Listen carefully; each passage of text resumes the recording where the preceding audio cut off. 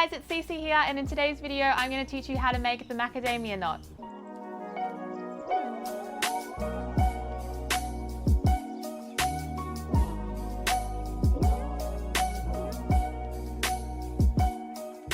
The macadamia knot can also be called the berry knot or the ball knot, and the reason it's called this is because it creates a little ball in your pattern. A lot of people like to use the macadamia knot as a bag button, but it can also be used in any macrame piece to create a bit of depth in your work. So let me show you how the knot is done. Here I have a vertical row of square knots just to start me off. However, you can start this knot at any point in your piece. So what we're going to do is drop down just about 1 centimeter or 2 underneath the vertical row of square knots that I have, and we're going to create another vertical row of square knots. I'm going to create 3 square knots in a row, and after you finish your row of 3 square knots, you should have something that looks a little like this.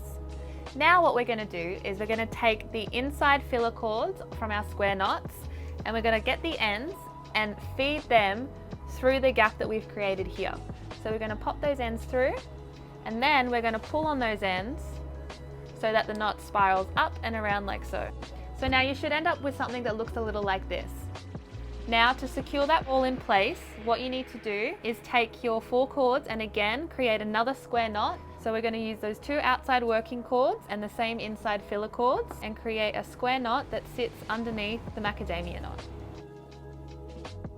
So this is your finished macadamia knot, and you can see that it does create that cute little ball effect which you can use as a button for your bags.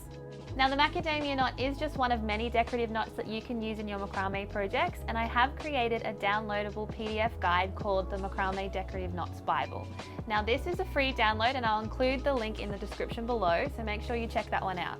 Thank you so much for watching, guys. I hope you enjoyed learning the macadamia knot. If you did, then please like this video and don't forget to share as well. And here's to finding our peace and creativity.